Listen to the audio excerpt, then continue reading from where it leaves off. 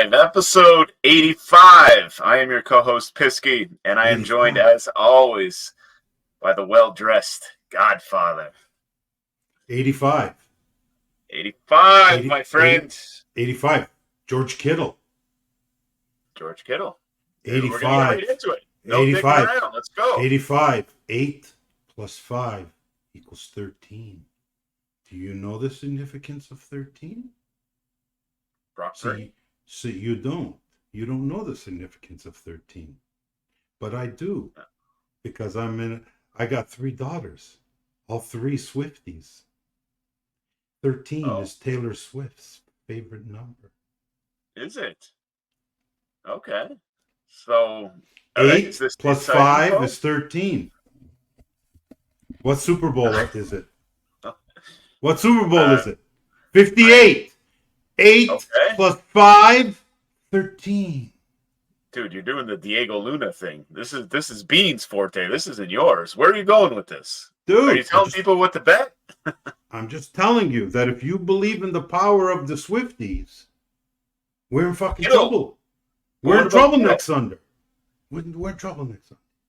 Who's in trouble? Who are you cheering for? Who's going to win the Super Bowl? All right, let's go. Who am I cheering for? Okay, let's go. This fucking waste time of the podcast, and then it's always like, can we go? Let's go.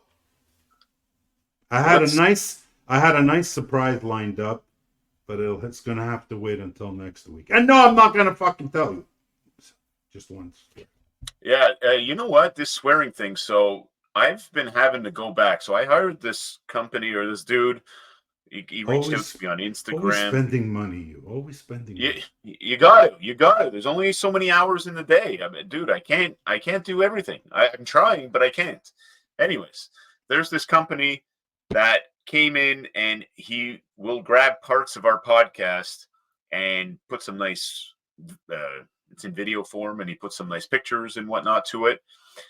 So I've had to go back. They made a big, long list of different portions of the previous podcast that we've done, so I can, repurpose the content onto YouTube Shorts, onto TikTok, etc., etc. Well, that means, again, I have to go back and watch every single episode and go through exactly where they're pinpointing these, video chop-ups. My mom's right. You're right, Mom. We sound terrible, especially myself, when I swear. Yeah, because you're not a natural. You're not a natural. I was born this way, so. Because it's not, when you're driving home a point, I think swearing's okay. But what I've been doing, and I noticed it in past episodes, I use it as filler words. Oh. Right, so no filler with me. Good. I just start swearing. Bang, bang, bang, bang, bang, bang. Anyway, instead of the ums and the uhs, you start throwing in a couple F-bombs. And this is something that I'm looking to work on, and that's why I'm actively searching for a what do they call it? Toastmasters group here in Toronto. That's my next thing.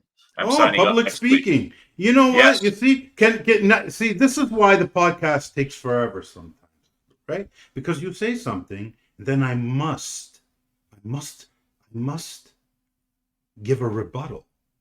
You are trying to become a rebuttal, yes. You are trying to become social media famous on how many things did the OLG not give you. However, in the 15 years that you were fucking there, do you not remember, and maybe you don't know, that they had Toastmaster special lunch and greets at the OLG for the entire 15 years that you were there? You could have gotten whatever. I do. Is that the one you and Dubé went to? You had a couple events that you went to. I remember. No. Was that? That was the Canadian Gaming Association did like a convention. Oh, it wasn't Toastmasters. Yeah, no, it wasn't Toastmasters. I've been talking. But we had it at the OLG. We did. Okay. Yes. I was not aware. I don't know.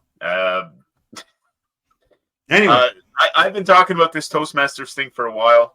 It's part of my personal development plan, but I got to stop talking because I keep talking about it and not taking action. But I've actually pinpointed a few groups in my area. There's a ton of them in downtown Toronto, but they tell you to go to the group first, see if you like it, see if you fit in. Yeah, there's going to be a lot of weird people. Some of them Toronto. are like, some of them are a little hoity-toity, like, you know. Nah, I ain't wearing a suit to these places. I'm going like this. So what's wrong with wearing a suit?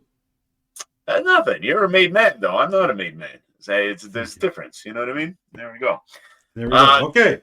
So, yes. First things first. I gave you the reminder this week. Show everybody that little thing that you had at the old G, since we were talking about old G and Proline at the office. There it is. The Rock, ladies and gentlemen.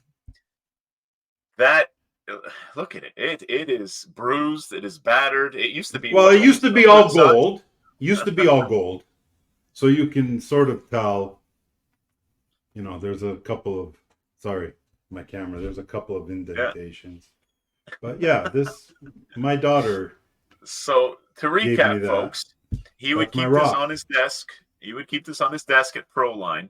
And every time something bad happened in a Steelers game, or bad happened to his fantasy team, or I was a little too yappy next to him, he would take that rock and hammer it against the filing cabinet, the poor filing cabinet at the Lottery Corporation during our stint there. There you go. My dad's going to be happy about seeing the Rock. Speaking of the Rock, is that guy taking over the world or what? The other Rock? The Rock? The real Rock? What happened now? I mean, I don't know. He's getting involved. He owns huge, the Rock now. He's huge. Absolutely. He is huge. Absolutely. Yeah. Absolutely. I like it, though. I like it. Are you a fan of The Rock? Yeah. I mean, I think so. It's the people. Like, listen. Yeah. At least, you know, he made the transition from you know, the fake entertainment world to movies, and yeah, I mean, he's got, which is also fake. Well, you know, but he's got some range, you know, in his characters, and you know, I don't know. Yeah. I like him. I'm a fan of The Rock. Yeah. Did you see where I was last night? You know, contrary to popular belief, I can't find you half the times anymore. Like, oh, Roar, you're always commenting and dropping. What do you mean, God? No, I don't. Where were you? Where were you last night? CBC. You were actually there? Yeah. Oh, yeah. I went to an aristocrat.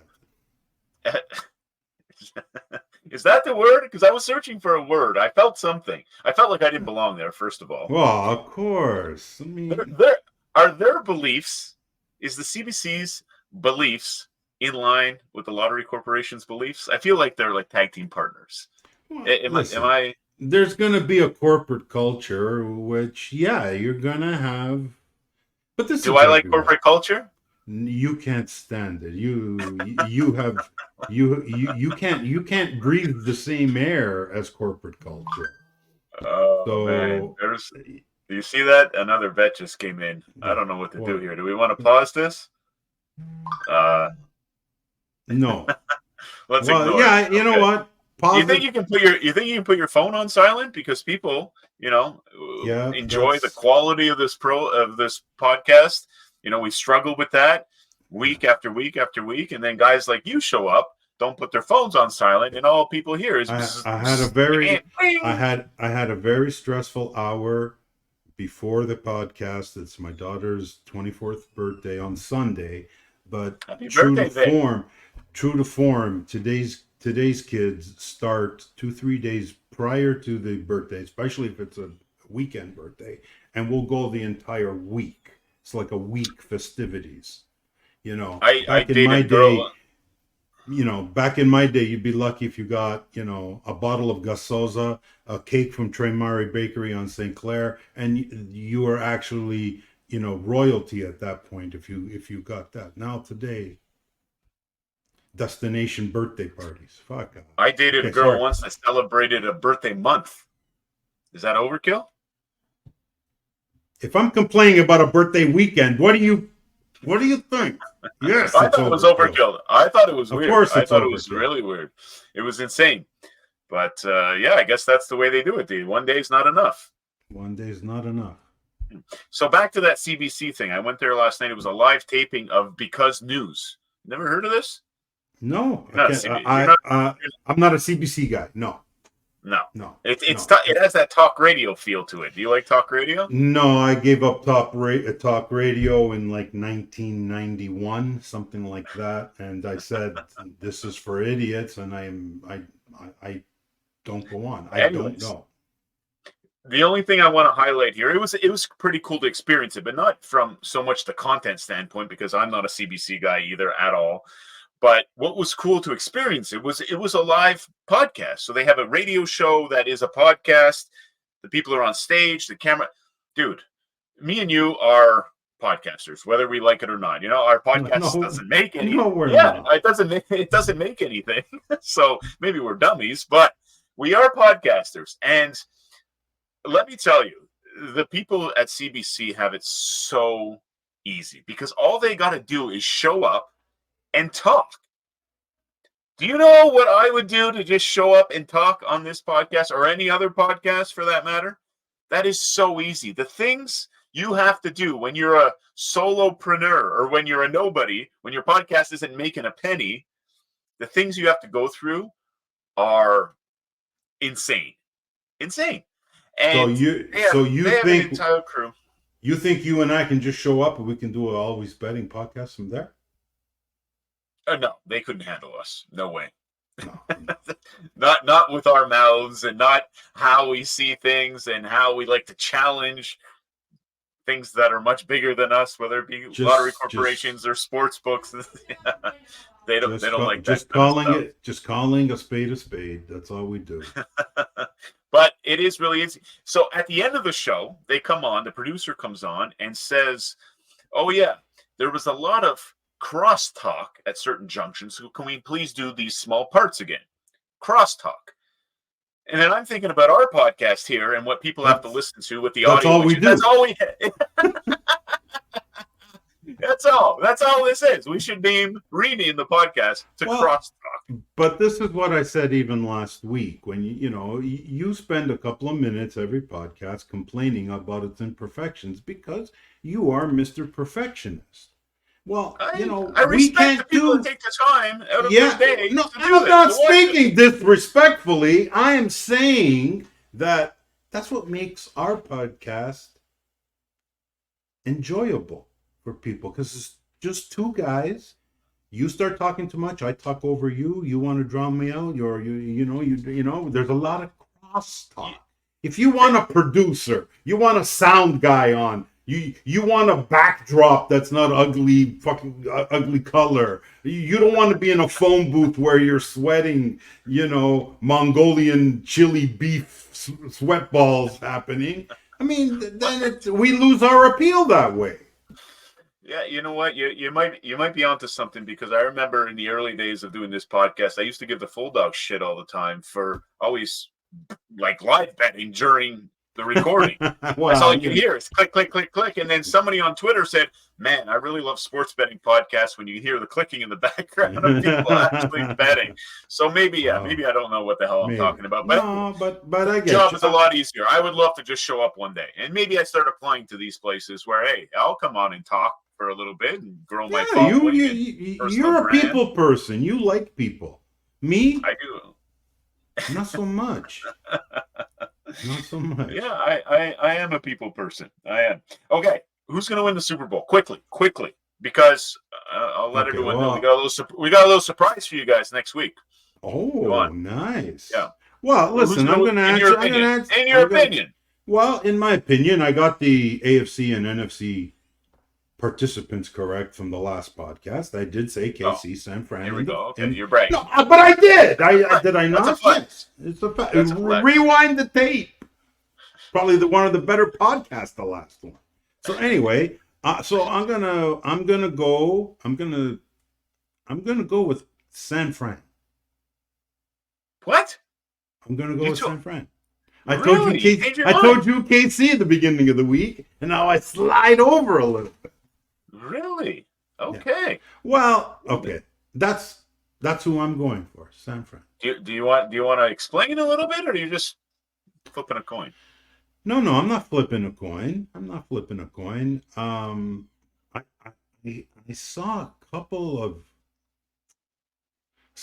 of clips on Brittany Mahomes. Okay. I don't like her. So she's out. And so is Kansas City. Go San Fran. That's how we're rating. Yeah. This is supposed to. That's my professional opinion. No, so okay. So your heart is in San Francisco. Beautiful Tony Bennett analogy. Thank you. Yes, my heart is in San Francisco. Well, we'll see. I don't know. I honestly don't know who I'm going with. I have no idea. The surprise for all you watching right now and listening is next week we are bringing a props expert onto the podcast to help Godfather and I and you guys with your prop bets for the Super Bowl. Oh, that's what a great public service. That's going to be great. Isn't that nice? That is very nice. 2 days before the Super Bowl, you bring on a prop. See what I mean? And here you are. You're trying to say that your podcast, our podcast, is not up to snuff. You show me who's bringing on a prop expert 2 days before the Super Bowl. Who? Who? I guess. Right? I guess. Plus, this is. I want to also state a little crosstalk here. I have the floor. So what I want to say is, plus, I'm on San Fran because I want to make it up to my Bills familia people. I have spoken to the mayor of Bills Mafia, and they're all in on San Fran. If you can find me a Bills fan who is on KC, bring him onto the podcast because there's something going. That person's interesting. San Fran all the way, baby. Okay. Well, if you're taking San Fran, that means I got to take Kansas City because that's how we roll. But yeah. I just Patty Mahomes, tough to beat, man. I don't know. I said that. Yeah. I said that in Buffalo. I said that in Baltimore. And I'm going to say it again in the Super Bowl, right? When you have a guy that's been there and done it versus a guy that's never been there and done it. Is it possible? Sure. Big Dick Nick beat Tommy the Goat. Right, that it happened. So yeah. But I mean, I will what's give. the line? 2.5. I think it went back up to 2 last time I checked. Yeah. So the point spread is -2 to San Francisco, and the total is 47.5. I mean, I will give the Bills. I will give the Bills faithful proper due for them thinking that their boy could take down Mahomes at home. Right, but are you still giving it? You still giving it to the Bills fans? Like, what are we doing here? Let go. I'm not. I'm on their side. I'm saying I give them props for thinking they could do it. Let me finish my point, sir, Postmaster Pisky. My point is, I can understand Bills fans thinking that they could, that Josh Allen could, but this talk about Lamar Jackson doing it. You're going to give me 5, and you're going to give me 5 points? He is who he thought he was. Come on. A lot of people don't like Dave. Will always be who I know he is. Before the NFL scouts got the Wonderlic test, I got the results. Because AFC North team drafted him, so I get the scouting reports immediately from my people. One of the lowest Wonderlic scores since Jamar Russell. What is a Wonderlic score? You're talking Wonderlic score is a test that they give all draftees and especially quarterbacks. Okay, it's kind of like one of those psychological tests. You know what I mean? Okay. And they grade you, and Lamar's was one of the lowest of all time. Well, I have to agree with saying. I have to agree with you're cross talking me. I have to agree with Pizza Dave Portnoy because he said Lamar when he has to throw. If the Ravens are ahead and they can pound the rock, they have a great attack when that happens. But when they're down, it becomes very problematic. He tries to do too much. Throwing into quadruple coverage is just a thing that he tries to do, and it doesn't really work out. So we'll see. The prop Okay. expert that we're bringing on, folks, I met him at Bet Bash. His name is Adam, and his Twitter handle is at the Beagle Bets. Great guy. Yeah, yeah. And yeah, he's fired up to come on, and we're gonna do it a little bit earlier in the week. I think we have it planned for Thursday, so that I can get in there and do all the editing and hashtagging and all that other crap, No, and thanks for get it letting out me to you know. guys. Get it out to you guys on Friday, because usually I release these on either Saturday or Sunday, but I will put it out and give you guys time to be able to listen to what he says, and hopefully that'll help you with props on the Super Bowl.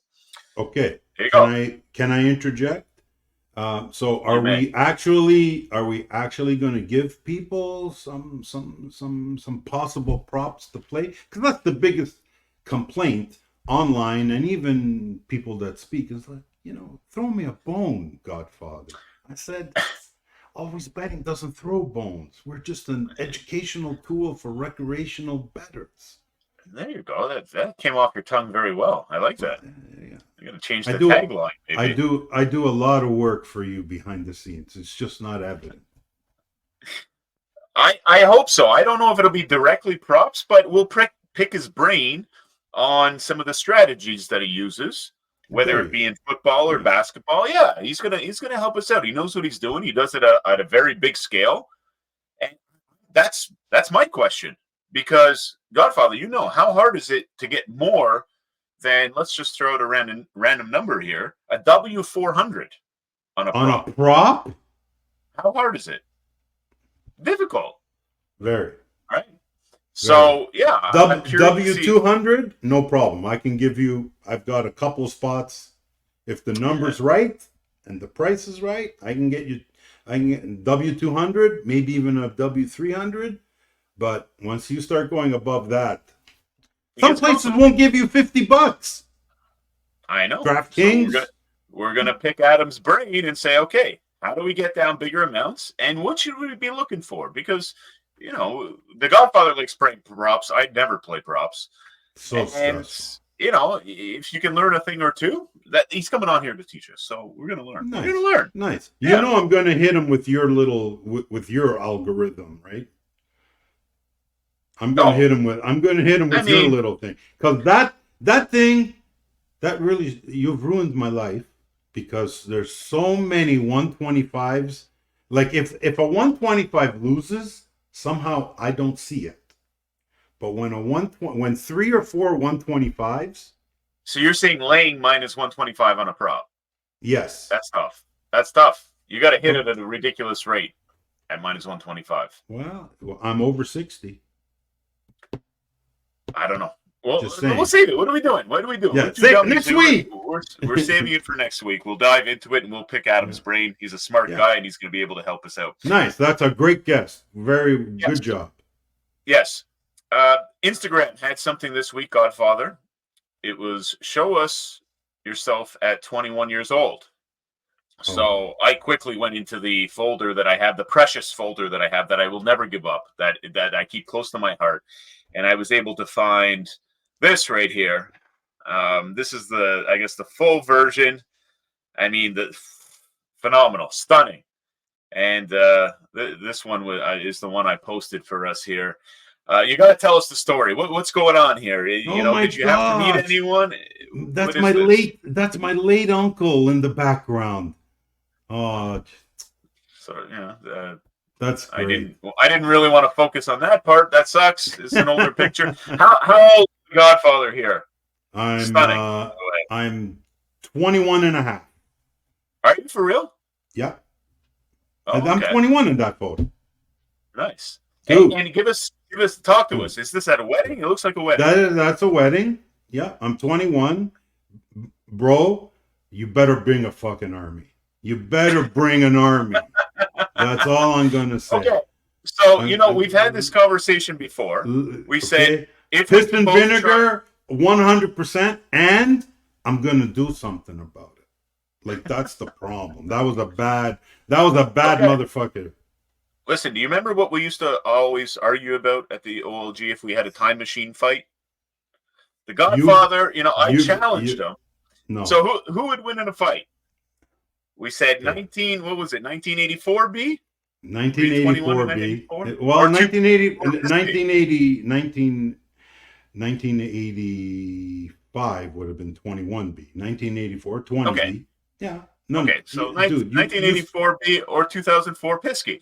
no, If we had a time travel fight, no, and dude, we'll jump over here. I don't dude, know. That guy, no, look at the burns on that guy. That guy looks pretty tough.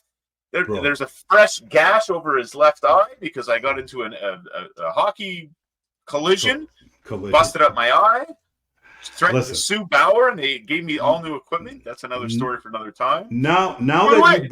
now that you brought it up, and you couldn't understand why I scoffed at even the notion that Stonation dude on the right hand of the screen would have even a minute chance. What did I ask you to do? I said, ask my wife. And what was my wife's reaction when you brought up the fictional time machine travel fight? She said, I don't know you, Pisk. The bee had some pretty thick legs. He was a rugby player back then. No, she told you to give up this idea immediately.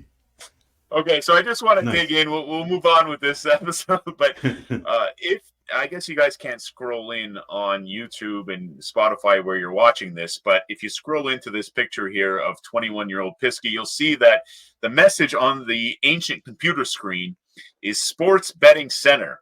And what that was a package that I had at a credit shop because I was working at BetUS at the time, and I quickly discovered the earning potential of making money as a bookmaker. Very good. I was working in the BetUS office, and there was a lot of know-it-alls in the BetUS office, right? When it came to sports betting. So I said, you know what? From now on, I will take your bets. And I set this up, and I was just checking my balances there. I don't know what the hell I'm doing with this one thing. I don't know. I do look kind of stoned. But I wasn't into the gummies. Number one. Gummies didn't exist back then, so I don't know. I don't really think I was actually stoned. Maybe just lack of sleep or drunk. Who knows? But yes, there you go. A little time traveling for the Godfather and I. And yes, booking was very lucrative.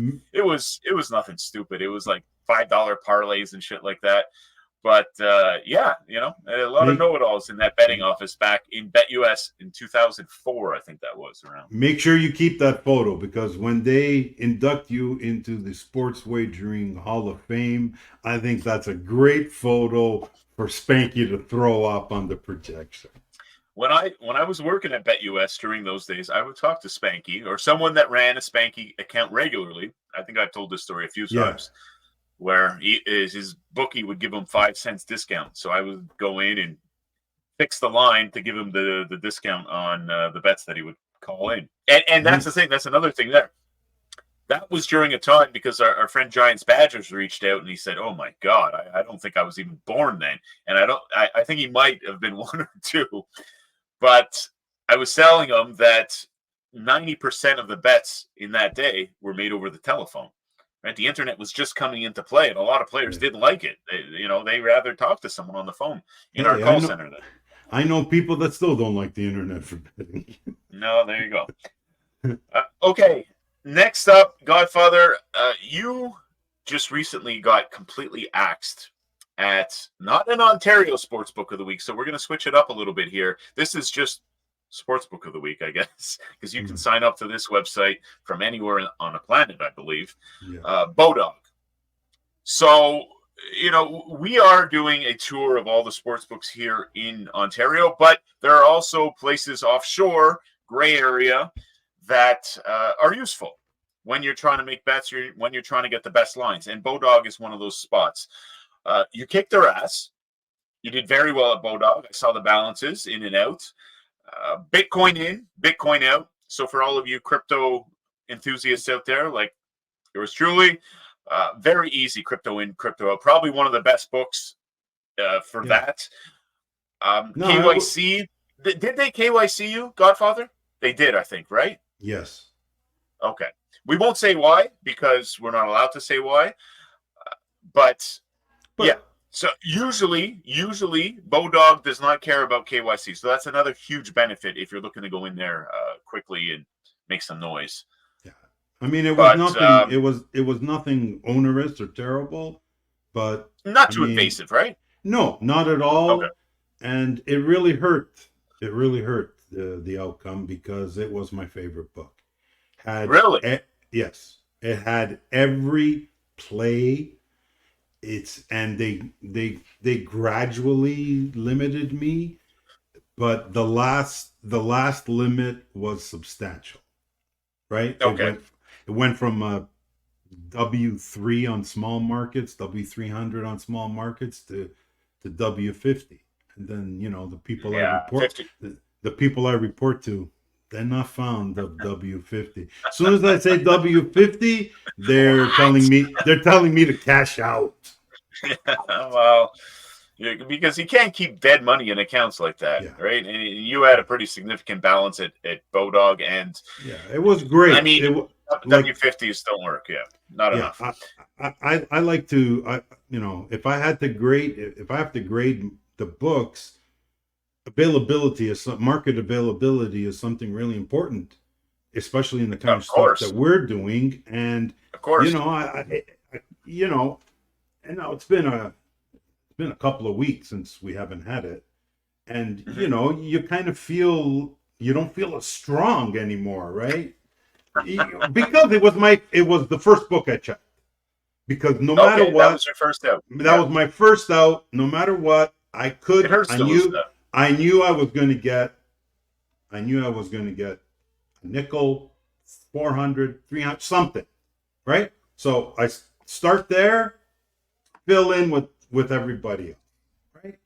During NCAA football, one shot shopping most of the time. I loved it there. Yeah, they have a lot. They put up with a lot. Like I said, I think that looking at our charts and everything, that was probably the most damage either one of us have done to a book. So everyone can keep that in mind if you're looking for a book to add to your arsenal. You like them better than DraftKings? Yes. Really? Yeah. Okay. Good to know. Good to know. I haven't played at Bodog in years. I got booted there. They had one feature that if nobody's got to listen to me, but any of these sportsbook people, they have one feature that it should be mandatory. iGaming should say you must have max bet. Yes, a max bet button, so you know exactly what you can get. I know what I'm dealing with. Jesu Cristo, DraftKings. Yeah. Why you gotta reject me 5 times? I start at 500, I end up at 50. What you gotta do that for? Give me a max bet. I'm gonna know. DraftKings giving me $50. Fuck you. So and I move on. When you put this max bet in at Bodog, could you go over it and then it would submit to traders? Yes. Okay. And you kind of want to avoid that, folks. Like, you never want to draw attention to your account in that way. That's something I picked up along the way, and a lot of our very smart partners in the space say the exact same thing. You should not be submitting your bets to traders. I signed up recently to Casumo. That's another Canby book. Everyone knows what the Canby books are like. You're not there for very long. You do not want to attract attention to your account. Put in max bet, $5 under, or something that doesn't go to traders, essentially. Yeah, essentially. And start looking for your foot. And that was the beauty. If I went to Bodog and the max bet for a market was 467, okay, 400, 450, okay, 450, something, right? And that's another thing, right? You don't want to be labeled as an arbitrage player. We're going to talk about arbitrage in a little bit, but you don't want to be labeled as an arbitrage player either. So I wouldn't recommend putting in bets for $467. Right? Go even amounts, 450, 400, 425 even would work. Yeah. In this gig, you don't want to be labeled anything. Yeah. No. Okay. No, you want to stay under the radar. And okay. And that's it. Submitting to traders, your account will last 1 week tops. Submitting to traders. So my mentor no W50, no traders. So, and the good thing about the max bet button was you didn't have to submit the bet. You hit the market that you were wanting to play, you hit max bet, and it gave you a number. Now, old people like me, it's fair. I do my math in my head. Okay, I'm going with this amount because I know I can get it and not waste 10, 15 minutes at DraftKings. You think they'll take 150? What the fuck? You think they'll take 100? You know, like what? I would love a button. I would love a max bet button at MGM. I would love a max bet button. We had one for a little bit at DraftKings, but they took it away or something. They took it away. I was like, why? Yeah. Who's doing these decisions? I don't know. FanDuel could use one. Caesars could use one. Caesars, listen to this. You get some good stuff at Caesars lately. Yes and no. I don't know. They're giving me great limits on live betting. I'll give them that. Yes, I saw that, yeah. But I can't play NBA live there because it's minus 121 aside. So why is that happening? Yeah, right. I can play college there, 117 aside. It's not perfect, but it's doable. Yeah. And I went to play a second half at Caesars NBA, which is a huge market, $500 max. What's up with that? You'd think that's like last year in Vegas, second half college, I was getting $3K a pop, US. Oh. So. Yeah, I don't know what's going on there. That seems weird to me that they'll take $1,000 on any college live game, but they're only taking $500 on an NBA second half. That doesn't seem right to me. I think it had something to do with I saw your social media where you said it's possibly a market that they don't feel that they have a certain level of confidence with, and thus but NBA second half, come on, man. You got to be able to give, like, dude, like Pinnacle and Chris, like you can get north of 10K on that, no problem. So I don't ever want to get to the point where I'm doing 10K on an NBA second half. I'm having a hard enough time with 1K. It's all relative. I feel it though. Yes. Okay. Next thing. Thank you for the review. So you would definitely recommend people just to wrap Bodog up. 100%. If you're just if you're a semi-rec bettor, somebody that is not just trying to play, parlays and stuff like that. You want to get I recommend Bodog 100%. Okay. And if you are cryptocurrency proficient, then that's the spot for you. That's the spot for you. Shout out to all our Bodog boys. We have a lot of guys that work on the inside of Bodog. So shout out to them. Keep doing what you're doing. It is the longest leash that we've had so far. Yes, and it was the best leash. I mean, I am a little offended that people didn't take it upon themselves to stop this ludicrous action of limiting me to $50. But it's not personal. It's only business. There you go. That's a wrap. That's a perfect way to wrap it all up. Mm-hmm. So, Godfather, before we left last episode, I quickly squeaked in very quickly that we're going to Bet Bash, and you're like, "Wait, what?" So we're definitely going to Bet Bash. Why? Yeah, why? Because why you put me on the spot? A lot of people watching. You know what I got to do now? I got to go get my passport renewed because of you. I got to do shit now because of you. Because it expires in September. And I don't want to go there and I'm all hyped that I'm going to Vegas and Bet Bash. And then some Mama Luke, TSSA fucking guy says, "No, man, your passport is expire next month. You don't come into the country." What? We're going to Vegas, not Costa Rica. I think it doesn't matter. No, it doesn't matter. Anywhere I go, now I gotta get it done. Well, get it done, man. I went last year, Godfather, and you know what? Still to this day, I'm sick and tired because I put a lot of elbow grease into this podcast and all the content you do. Yes, that you I do. God and bless what was the question? What was the number one question that I got the entire week at Bet Bash last year? Where is the Godfather? Where's the Godfather? Pisky, you're cool and everything. Where's the So Godfather? basically, you took it upon yourself to sign me up because you don't want to answer a simple question. That's right. You could tell people the truth. You could say, fuck that Godfather. I'm the brains to this organization. Something. Fuck him. Why did you say that?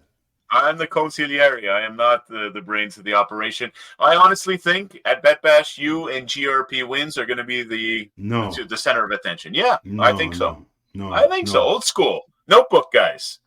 Listen, I do not wish to be put on the same page as that guy. That guy takes a lot of heat.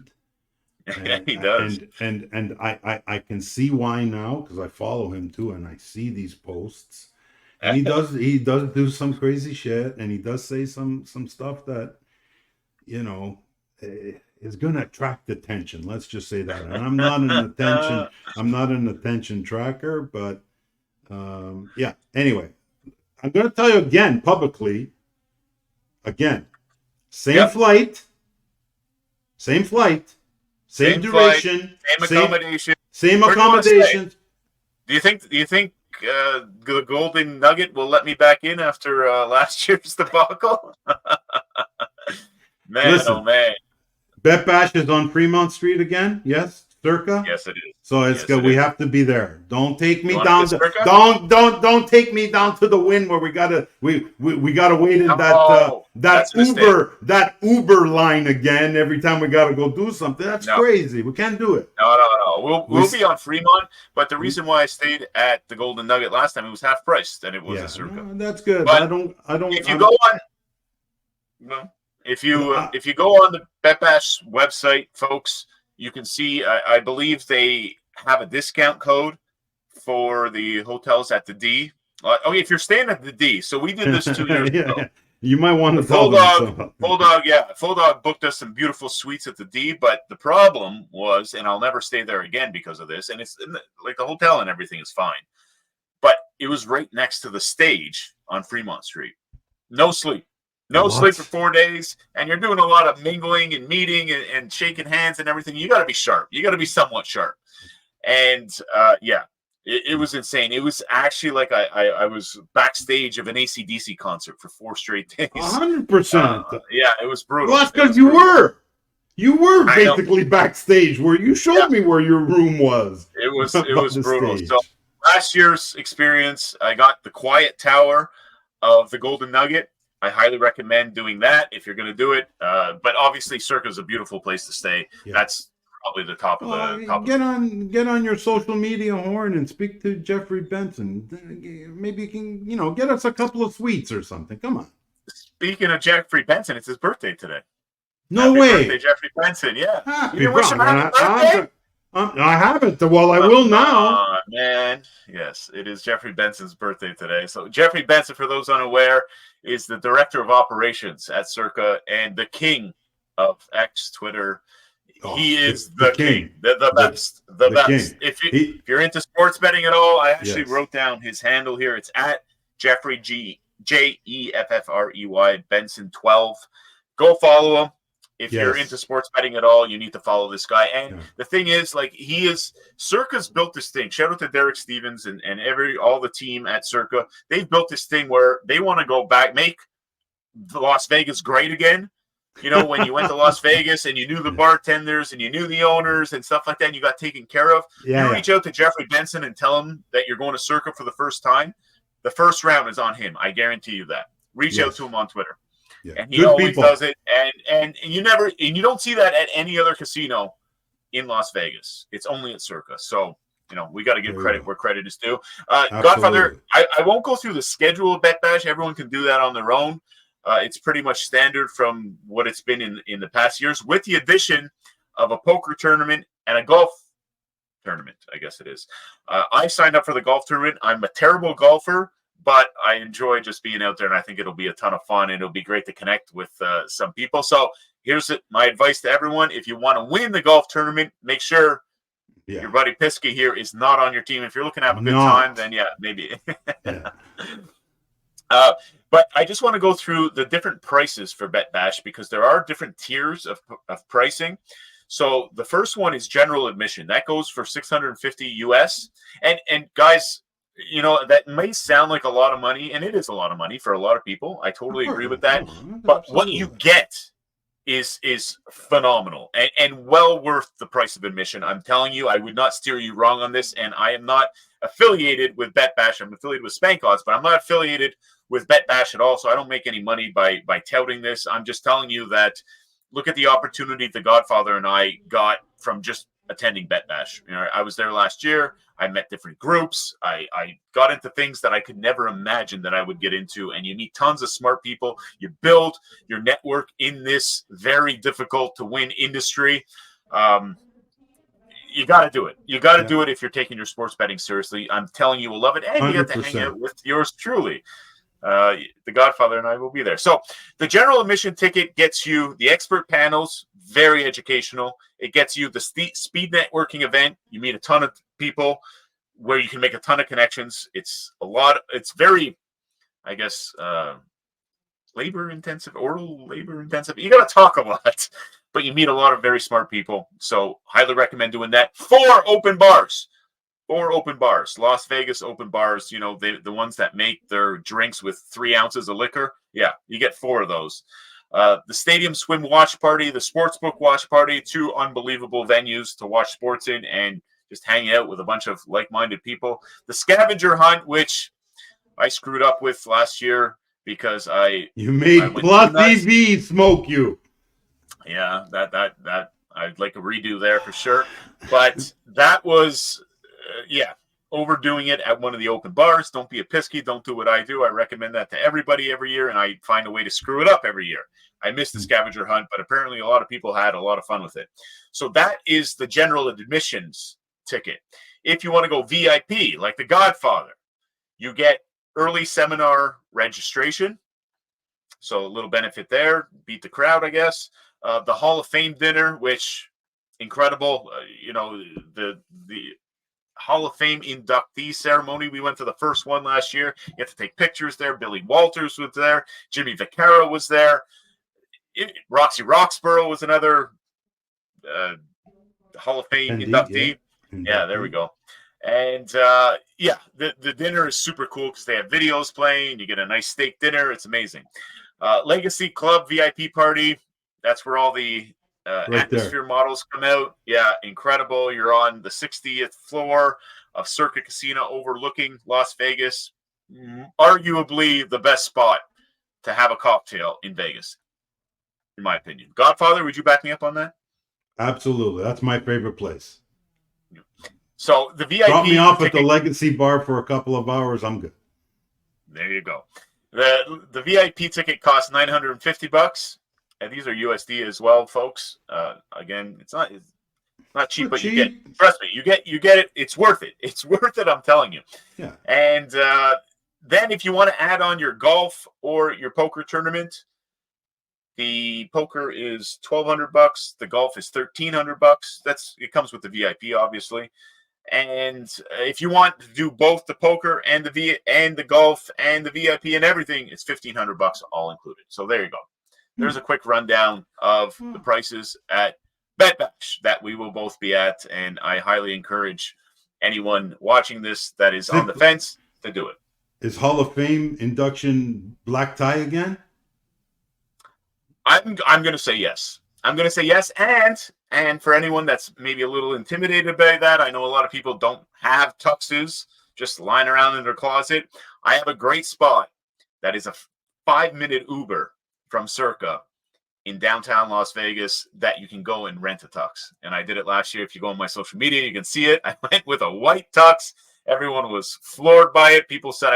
Some people said I went overboard. Too bad. It's a nice event. Exactly. Correct. This is our award ceremony. Why not? Send me the link because I'm gonna outdo you in that department. 100%. All you gotta do, especially guys like us that have to travel quite a ways to go to this thing, all you got to do is bring your undergarments, underwear and socks. That's it. They have the shoes, they have the pants, they have the shirt, the tie, everything. Pocket square.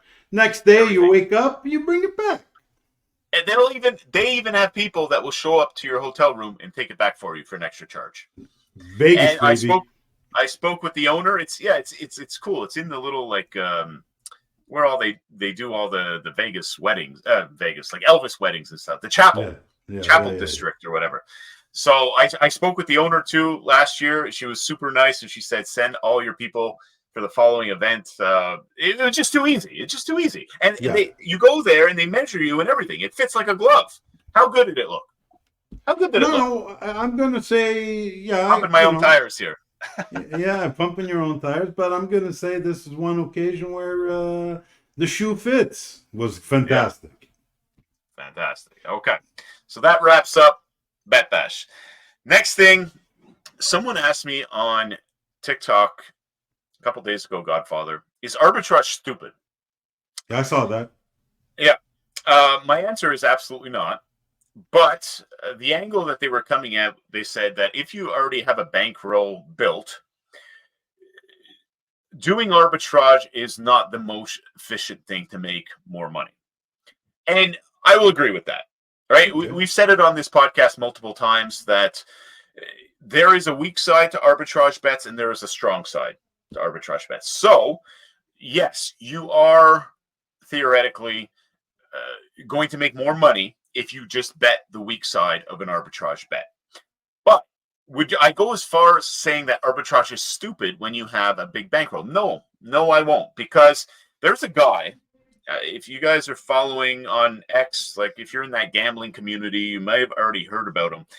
The handle is at YElf, Elf with two F's and an underscore at the bottom of it. So it's a young kid, college kid that is studying to be an actuary, like our friend Plus EV. Plus EV actually just went on his live stream last night, I think. No So, way. Yes, he did. Yes, he did. Okay. And there was a monster age gap because I think this kid is like 18, 19 years old. Anyways, this kid made over 30 grand doing ARBs in the month of January.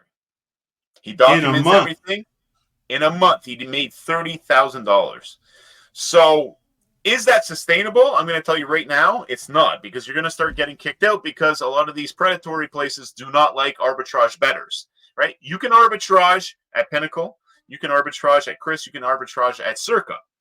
But the DraftKings, the Bet365, the Betanos, all the predatory places, no. Once they see that you're an arbitrage bettor, your limits are getting chopped. So there's no way our Elf buddy here is going to be able to sustain that unless he continuously gets new accounts, which, again, like that episode that Spanky put out months and months ago, winning is just the beginning, right? There's a lot involved that goes into it. So, yeah, so I just want to say that, no, I don't think arbitrage is ever stupid. But, yes, can you make more money doing it the way if you build a database and you track all your arbitrage bets and then you figure out which books are weak versus which books are strong? Yes, I think you could make more money there. But if you're like myself that doesn't like variance, because variance, even if you're betting the right side, sometimes you go on losing streaks. Losing streaks screw up your month. Losing streaks screw up your, maybe not a year, but they screw up your week. They screw up your month, you know? If you don't want to avoid all that, you arbitrage bet. You're going to make less money. Antonino De Rosa, a guy that used to trade at Pinnacle, very knowledgeable in the space, said to me personally on the episode that he was on here with us, Pisky, you'll make less money, but if it helps you sleep at night, go for it. Sounds like good advice. Yeah. So, yeah, I do not think arbitrage is stupid at all. So I just wanted to highlight that. You know what's stupid? Stupid is making sports bets with emotion. That's stupid is making the assumption that you watch a lot of sports, so you're going to be good at sports betting. That's stupid. Right? Stupid is eventually when this implodes on you, this thought of, I know a lot about sports, I'm going to make money in sports betting. When that implodes and you start chasing your losses and you get into a horrific financial trouble, yourself personally, or with your spouse, or with family members, or with friends, and you essentially ruin your life, that's stupid. Yeah. Okay, arbitrage betting ain't stupid. No. It's a very low risk way to make money in sports betting. And so I like it. Kudos to you. You handled your response was very, very well. Yeah. And even the guy that said he admitted that stupid is a little bit harsh, right? And you got to think, right? All you sharp sports bettors out there, you're the 1%, okay? You figured out how to make money in this game. You're part of the 1%. There are a lot of people out there that lose a lot of goddamn money in sports betting, right? So something like arbitrage is amazing for these people. But will you make millions of dollars doing it? Probably not. Probably not. Okay, and Godfather, on the middling thing, right? You know, we talk a lot about arbitrage and middling. Polish middle. We've used that term a few times on this podcast. Yes. Yeah. No, you don't. It doesn't ring a bell. You don't then again, you're asking me in my memory, dude. We can't use that term anymore. Why? Apparently, it's offensive. So I just thought it was a name. I just thought maybe, I don't know, someone Polish made this up or whatever. No, a Polish middle is when you reverse middle yourself. So I look for middles, right? I'm going -7.5 plus 9.5, right? That's a traditional middle. If you do it the wrong way, or if you get stuck on a number and you create yourself a reverse middle, it's in the book's favor. So if you play a +7 and a -9.5, if it lands 8 or 9, right, we would just openly say that's a Polish middle.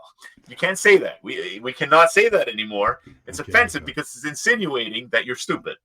Yeah, and so that's not true. Okay, that's not true. So you can't use it anymore. So I wanted to put that out there. I want to clarify. I apologize for using it. I did not realize it was offensive. I guess that's stupid me. I'm what do they call that? You just there's a word for it. I don't know. No? All right. What is it? There's a word for it. You're what? I don't listen. The fact that it took this long for us to get to this Polish middle being offensive in today's world, that's saying something. Because everything's offensive. Oh, absolutely. Everything's offensive. Oh. Let me tell you, I caught my kids watching this show. I can't even tell you. It's a dating show. It's a dating show for autistic people. It's called Love on the Spectrum. So I did what any dad of my generation would do. I came in and I said, "What the fuck is this? And why'd they put this show together?" And oh my God. Anyway, let's go on. All right. 2024, man. Hey, these days, yeah. You got to be careful with everything. But another person reached out, Godfather, on TikTok asking about the P middles. Okay, we got to find another word for these things. Reverse middles, whatever. Don't do them. If you get stuck on a number, right, the fuck yourself middle. The fuck yourself. Yeah, okay. The fuck yourself something. Middle. I mean, yeah. You don't play the other side. There's no strategy here. This is not something you should be doing because someone's like, I don't really understand. Like, is there value to be had? There's no value here. If you get stuck on a number, if you play a -7, you're trying to middle with a +9, and the line moves against you, and the line moves to a -5, and that opportunity closes, you're done. Don't play that side. No, you ride it out. You take too bad. You got stuck. You do not play the other side and open yourself up to a double loss for a fuck yourself middle. That is not. Stay away from that. Okay. Yeah, stay away. And this is what we're here to do. We're teaching people. Just that you've done a great job of telling people, because I know lots of people say, Pisky keeps talking about middles. What is it, Godfather? People talking about arbitrage. What is it, God? This is all we're doing this for just the normal peeps on the street to understand what they're getting into and maybe go in a certain direction that can help them. We're here to help. Dude, I said that you can't make millions of dollars arbitrage betting, but I met a guy personally at Bet Bash that makes 6 figures arbitrage betting. Wow. And hey, listen, that elf kid, you can see it live. He does it live every night. 30K in a month. Yeah, all documented. So there's money to be made there. So yeah, if we can steer the new bettors in the space, recreational bettors, to an area of stop playing same game parlays and try arbitrage and middling, you can actually make sports betting a sideline. You can actually do it if you're disciplined enough. Yeah, there you go. All right. Enough said. Okay. Last thing, we are at the hour mark. We're not keeping here people longer because I start to feel bad. Me being a people person, I have, my feelings. The last thing I want to talk about was another question that we got. It was from Luke G on TikTok. He said, I was wondering if you have any tips to stay off the radar at books.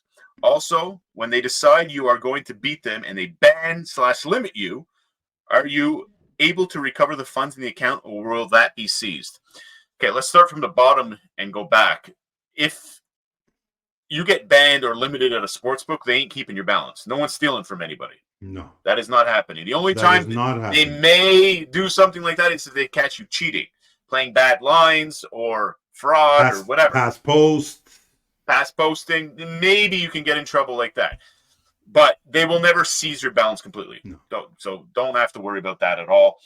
And tips to stay off the book's radar. Honestly, nothing works 100% from my experience. All right? There's a lot of people out there. Circles Off just did a podcast episode, I think, yesterday with a guy. He's Mr. Limited on Twitter. Very knowledgeable. I can tell by his post. The guy knows a lot. Maybe go watch that episode, and you'll learn a thing or two about priming accounts, right? Yeah. Because some of the my only advice is try to look as square as possible if you're looking to do that, right? Don't go in there and start hammering props right out of the gate. No. They're going to cut you off immediately. Mix in different types of action. Mix in some pregame. Mix in some live. Make it look like you're a recreational bettor. That's my only advice. But are there certain steps? Yeah. No, because again, in the prime days of Banfield Group back in the day, we had Bet365 accounts. Those were our favorite accounts. We had Bet365 accounts that we'd run up to six figures. We had other Bet365 accounts doing the exact same thing, taking all the proper protocols and everything, not changing the betting strategy at all. That lasted 3 bets. So I can't really give you like a perfect roadmap, but go watch that episode. I haven't watched it yet. You haven't watched it yet, have you, Godfather? No, I did put it in my in a slot to watch it because I've seen some of that guy's posts on social media, Mr. Limited. Okay. And yes, once I get a sense that the guy actually knows what he's talking about, you know what I mean? Then I'll follow and I'll make it a point to follow the content, or when they do something like that. But no, I haven't seen it yet, but it's on my to-do for sure. Yeah, I put it in my archives as well. Again, I'm not a big podcast consumer because of all the creating that I am doing, but it seems like it'd be a very knowledgeable episode. So go check that out. And that's it. Godfather, we're at the finish line. No way, really? Any last closing statements? Any last words for the folks? No. I'm looking forward to this prop guest. I'll say that. Yes. A reminder. We definitely got to do a Super Bowl special. And having a prop that'll be next episode. Yeah. Having a prop guy, that ties in nice because let's face it, the Super Bowl is all about props. Because it just attracts people. I mean, they have a Taylor Swift section now. So like here we go, right? So yeah, I look forward to the next podcast. Looking forward to next weekend's big game, and I don't think they're going to disappoint. And I look forward to it. Same here. Absolutely. Again, it's at the Beagle Bets. That's Adam from Boston coming on here to help us out with props. So make sure you tune in for that, folks. And thank you for joining us on this one. We'll catch you guys next week. Not too much swearing this week. Not too much. We're getting better. Ciao. Ciao.